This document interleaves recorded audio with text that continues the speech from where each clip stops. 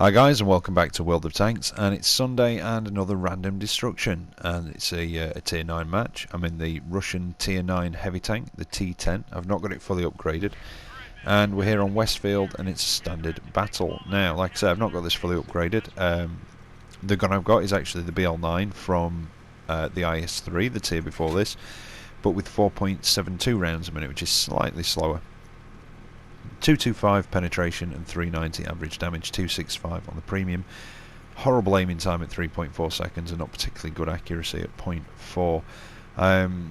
Not bad traverse at the minute, but like I say, it's not fully upgraded and it's 30 degrees. The turret armour at the moment is 201 on the front, 129 on the sides and 90 on the rear, and the hull armour is 120 front and sides and 60 on the rear. Now, like I say, I've not got this fully upgraded, and it does play quite differently from the IS in some ways. It's still got the pike nose, but its lower plate seems to be more easily penetrated. The IS3's got not a bad lower plate, you know, it'll still get penned, but it doesn't seem to be as bad as this. And the pike nose doesn't seem to be quite as angled, although I could be wrong. It could just be because you're a tier higher and you're facing higher tier tanks more often. I don't know, it could just be that, to be honest. But you do have to, in a way, play this more like a medium, possibly, rather than your sort of traditional tanking heavy. But anyway, I'm going to push right up the western side of the map, up towards this north western corner, and see what I can see, and hopefully there's not too many tier 9s in this match. The turret's not too bad, it is quite bouncy. It's actually the same turret that you get on the Chinese tier 8, the 110. And, you know, it's not a bad turret. It's not quite as tough on the front as the IS3's turret, but it doesn't have that weak spot just behind the gun, which is always a bonus. And it's quite rounded and can bounce a few shots. Now, yeah, and donk it into the ground, trying to go for that M103's commander's cupola there. Pull back a bit. Again, like most Russian tanks, you don't have particularly good gun depression, but if I can just skim it over the ground, which I can't, I might be able to just put it into the side of that M103's turret there. So I'll try again.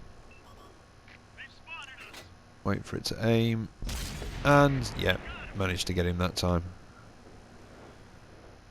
And it looks like he's been tracked. That's why he's not moving, but I've still got the side of his turret. It just pops back down. And then RT gets blown up. And I've got the side of an AT-15, so I'll go for the tracking shot and somehow manage to damage his ammo rack through his tracks. And I'm pretty sure I hit the front drive wheel, so I'll have to check where the ammo racks are in those things. Put another one through, damage his ammo rack again, and somebody finishes him off.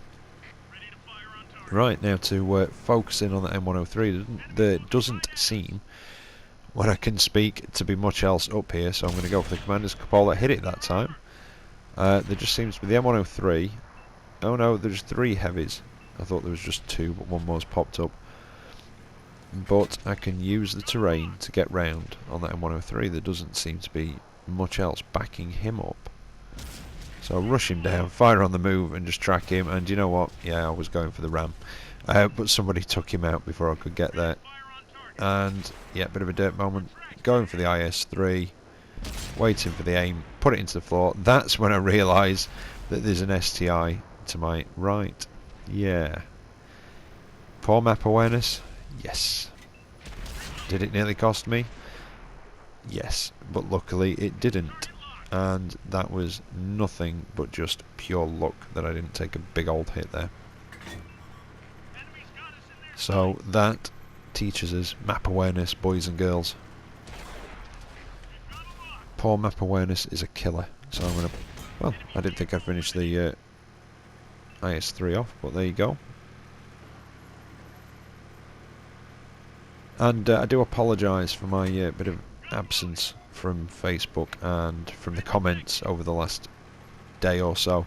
It's been a very, very busy weekend, and I promise I'll catch back up tomorrow and try and read all of your comments and answer the ones that I can. So I do apologise, but yeah, it's been very, very busy this weekend. Now we seem to have taken this side of the valley, so we've got people spotting over the other side of the valley, so it's just a case of while they're in render range, putting a few shots in, hopefully mopping up. We do have a 10-6 lead, which is nice, but depending on how good these players are that are left, they could pull it back from that. And in fact, that was quite fortunate. An IC-152 just got eaten up by my tracks, which is always a bonus. And they're back up and running. There's a Tiger 2 on the bridge. I can go for the target, I can see. And he's had to burn a repair kit to get out of there, and oh, it's disappeared. And if I try and judge it right, I might just finish him off. No.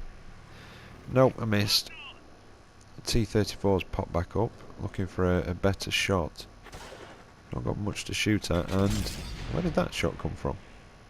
Oh, was that Tiger 2 again, possibly? See, at this distance, the armour on the T10 is very bouncy. And I managed to put a nice hit into the side of the IC-152. And then he gets finished off as well. And we've just got the T-34 across there and a light tank. And I'm looking for a decent shot. And I have no idea where that one went. Some Russian accuracy, folks.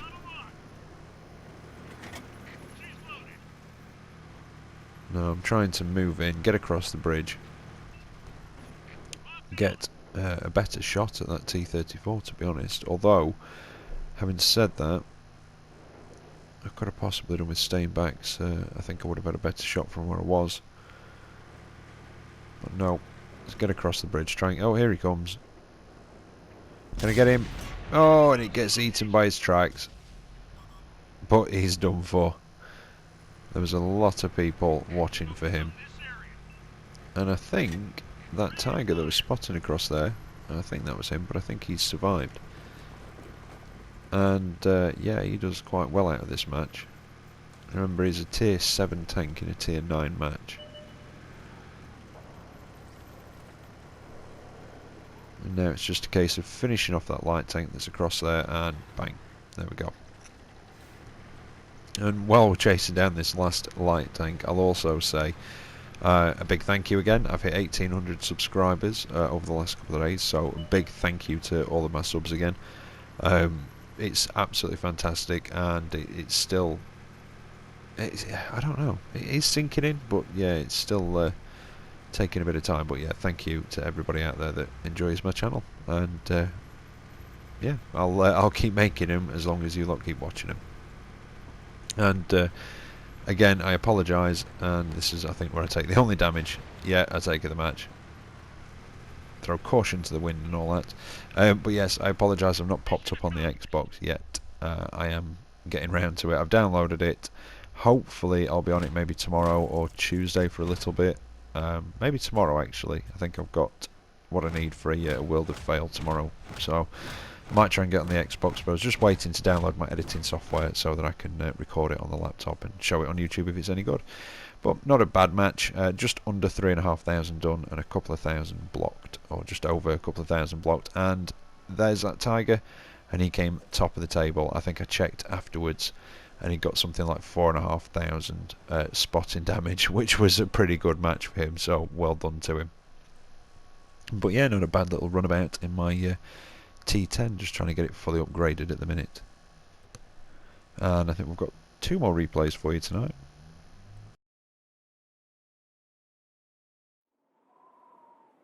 Right, so here we are for the second of the replays. It's on Severogorsk. It's a tier 5 match, and it's an encounter, I had to think then, and I'm in my tier 5 premium American medium tank, the Ripper, or the M4A2E4,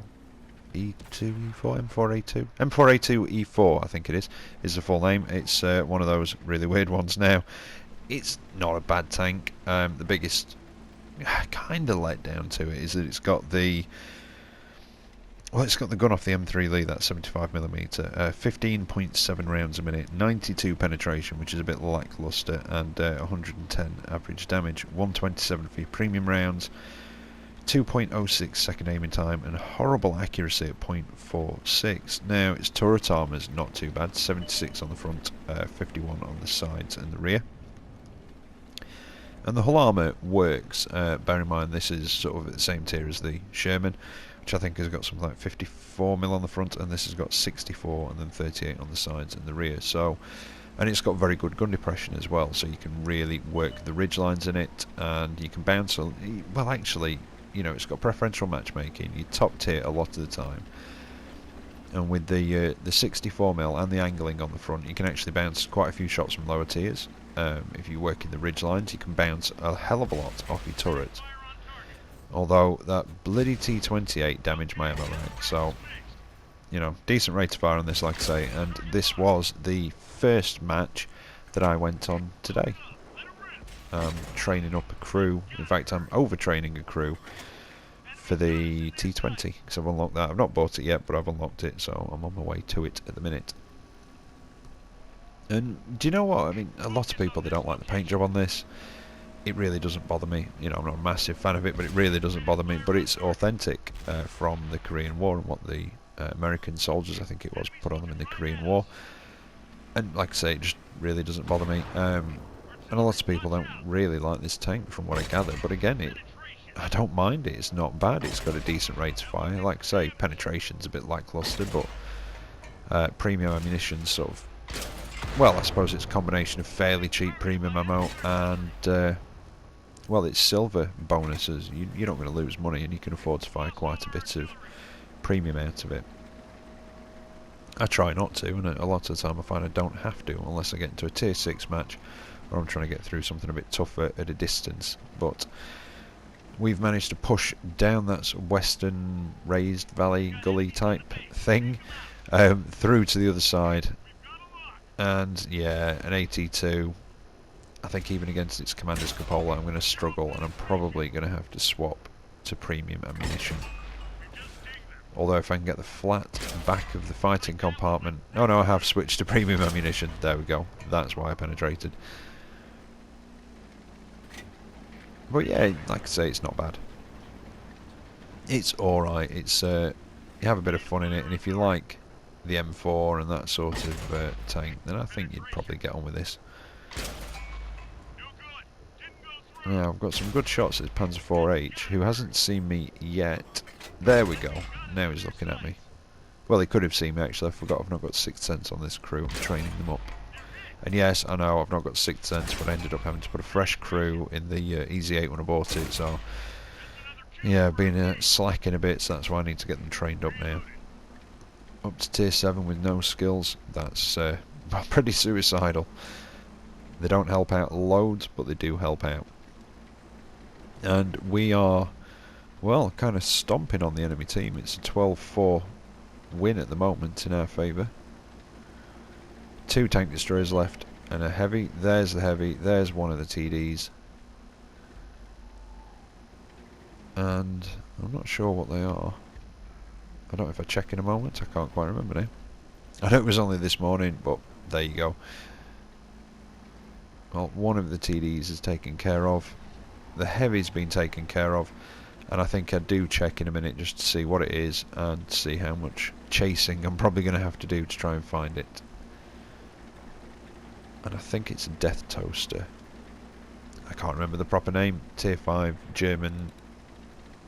yeah, the other tier 5 German tank destroyer that isn't the Stug, I want to say. And there he is. He's perched up there. Good vantage point actually, but now it's just a case of the team closing in to see if we can actually get rid of him before we cap out. And I don't think we are. We've got a few seconds. He's popped up. Can they finish him off? Nope. There we go. And we cap out for the win.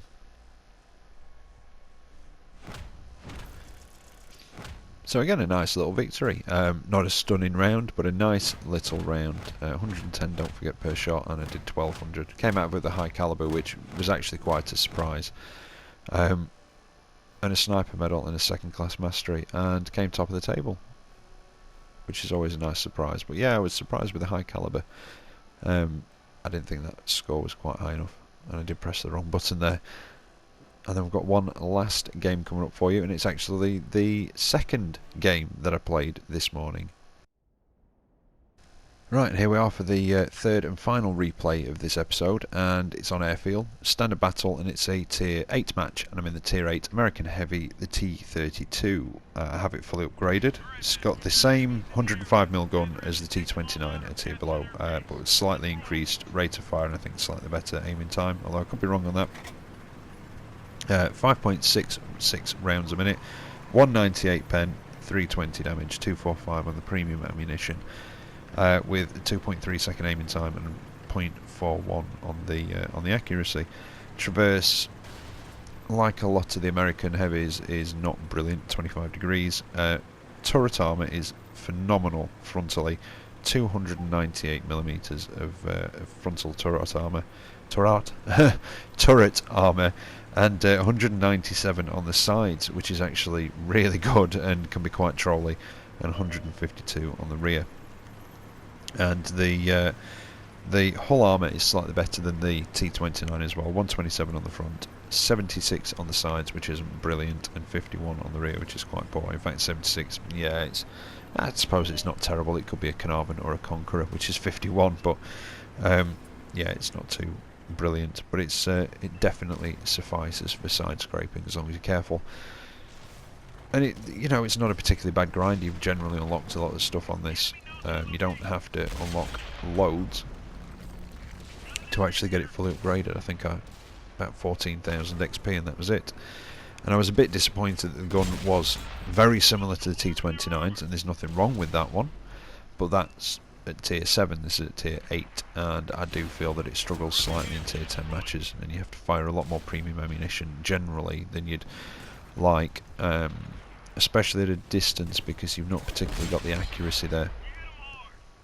And I wasn't, I liked it, don't get me wrong, I did like it, but I didn't like it as much as I liked the T29. That is great fun, although this match changed my mind. Now, taking care of that Jagdpanther up there, however, I'd seen that the friendly that went down this side, down the southern sort of part of that middle peninsula, had died, and there were 2 enemy tanks that were facing him, so that's why I flipped it round to come down here and basically meet them head on, and I'm not in the best position.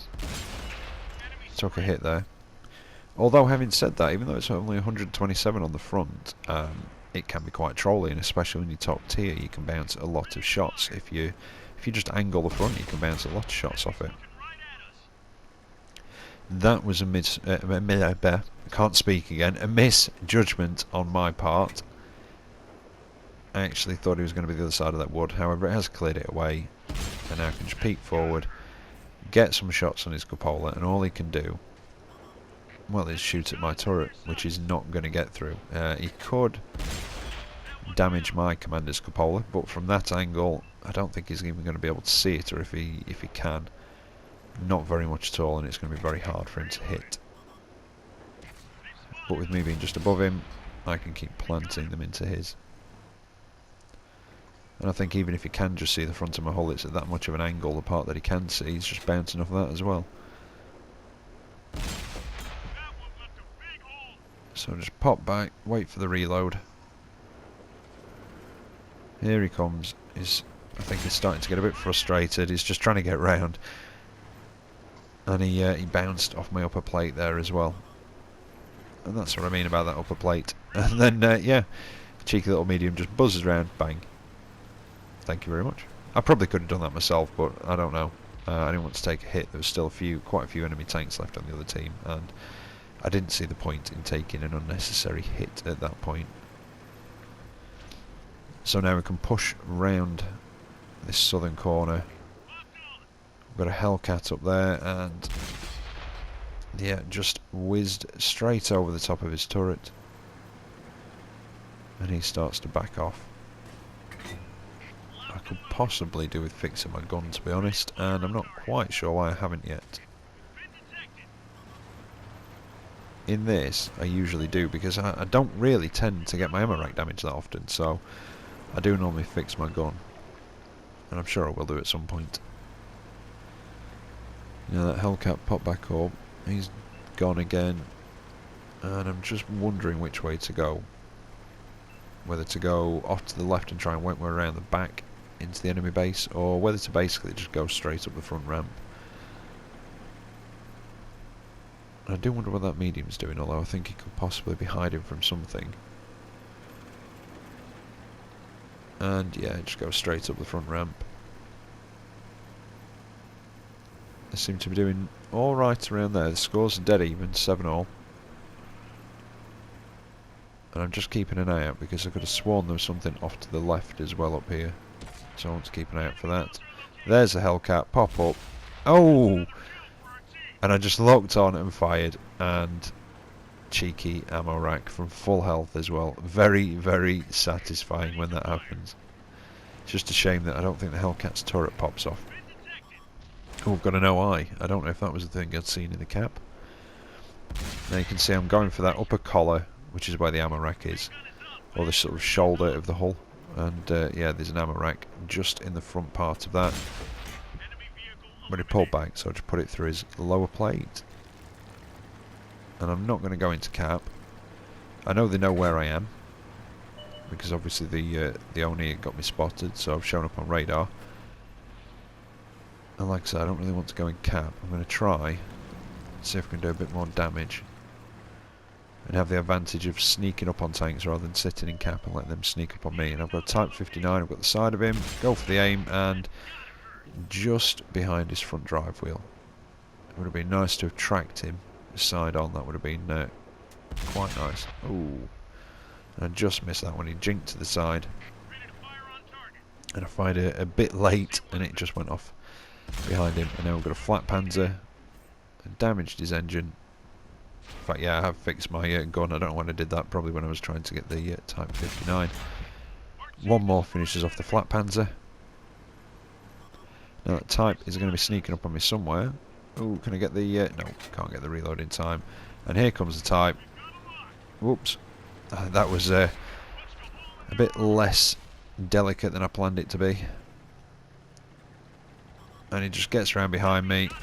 And he bounced. I think he did. Did he bounce off the back of my hull? Well, then Panther 2 comes rushing in. Tracks me, goes to get around me, but I do have a good repair skill on this, and I plant one through his side, damages ammo rack, and one more should finish him off. Whether it be me or this tank destroyer that's with me, we'll soon see. And it was me, and that one got me my top gun, and that was quite nice as well. But yeah, this turned out to be quite a fun match. I was quite pleased with this one. And like I say, it sort of made me change my mind a bit about the T-32. I was just wondering, can I get a Devastator? In a way, I was kind of hoping for the enemy tank to kill that medium. You know, sometimes you do and you think, oh, if I could just get to him, and you're going to be the next one there as long as the one that is fighting dies. It's not very team-like, is it? But I'm sure we've all done it. But yeah, they were the Ripper, and this one were the first and second games of the day, and I was well happy with that.